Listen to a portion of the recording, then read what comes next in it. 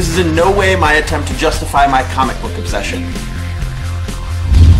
And this story, I really, really like. Artwork, the storytelling.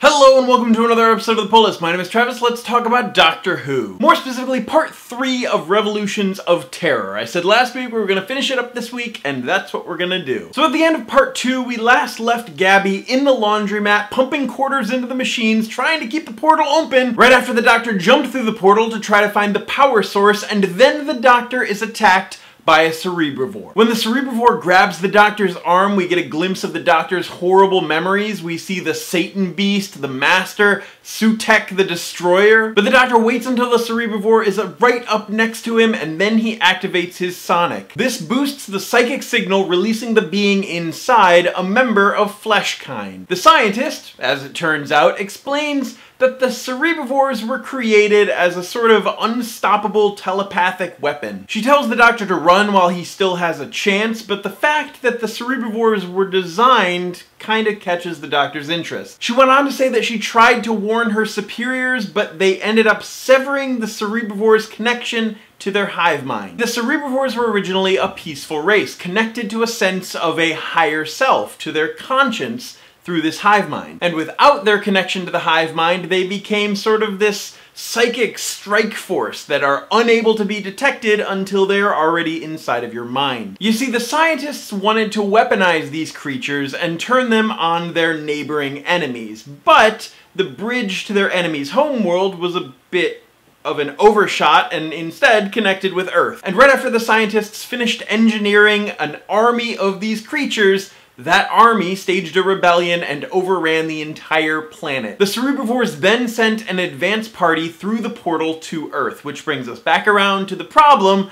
Now the Doctor just needs a solution. The dilemma, of course, is that the Doctor needs to disable the bridge, but the bridge is supposed to be self-sustaining. In case the scientists' enemies ever destroyed their entire race, the bridge would still have a connection. But lucky for the Doctor, he has Gabby's mirror. So obviously they need to reflect the recursive inflow helix back in on itself.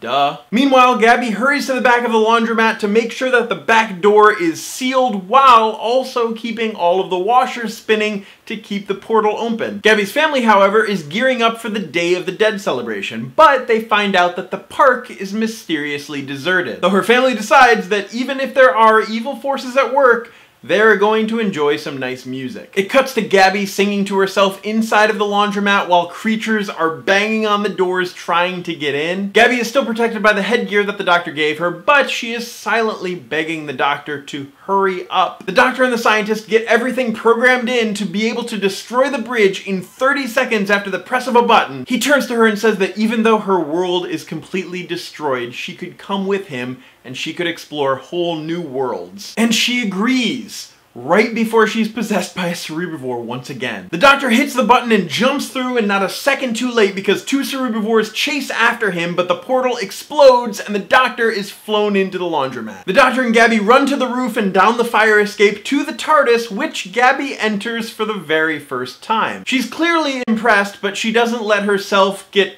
all wrapped up in the physics of it. Instead, she has some questions for the Doctor. As the Doctor goes to work on the helmet device, Gabby decides that she needs answers. She asks him, "You're not local, are you?" To which he replies that no, he is not, and she asks him if he's wearing a perception filter of sorts. But he tells her that if he were wearing a perception filter, that baseball swing that she took at him would have knocked it for 6. Gabby asks the Doctor about his home planet, which he seems to ignore, and brings the conversation back to the helmet and the cerebrivores, which I feel is a very 10 sort of response, and it was an important aspect to have in the writing. The Doctor has successfully turned the headgear into an empathic field amplifier, and now all he needs are some good vibes. So they head towards the cemetery, the place where Gabby says if anyone is still around, that's where they will be. But as they get closer to the cemetery, they notice that the entire area is in complete and utter chaos. There are cerebrivores everywhere. People are getting possessed. The police can't tell who is actually a monster and who's in a Halloween costume. Gabby and the Doctor make it to the cemetery and they start scaling the fence when a few of the cerebrivores notice them. And Gabby gets scared for a moment, but then something strange happens. The creatures just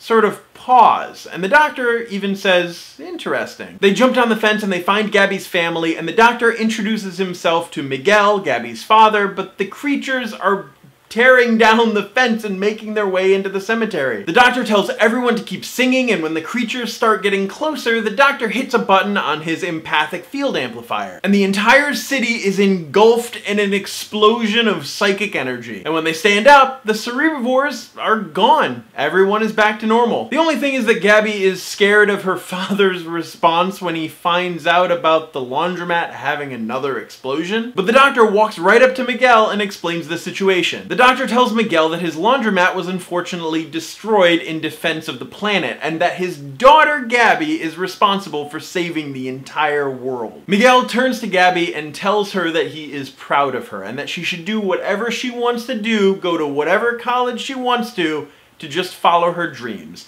And Gabby is incredibly confused. The doctor points out that the pranivores floating above them may have done something to help influence her father's mood, and that she may have earned herself a lifetime of good karma. Gabby's family invites the doctor to family dinner, and the doctor, being the doctor, of course says, well, no, he goes to family dinner, which I feel like is another important aspect to show in the comic. He's not always just going to disappear after somebody is saved. He's not just going to blend into the darkness, just pop off into his TARDIS and run away. Sometimes, especially when he doesn't have a companion, he'll stick around. After dinner, as they are walking back to the TARDIS, the doctor turns to Gabby and tells her that her father may have a windfall coming soon, maybe in the form of a lottery ticket. Gabby then asks the doctor to teach her, and the doctor is a little confused, especially since she just convinced her father to let her go to whatever college she wants. Gabby tells him that she knows that the TARDIS door is special and that it's a gateway to other worlds. She begs him to let her travel along, that she has so many burning questions and that he could teach her more than anyone else on Earth. And then she asks the doctor sort of a strange question, if he ever has friends travel along with him, and I feel like that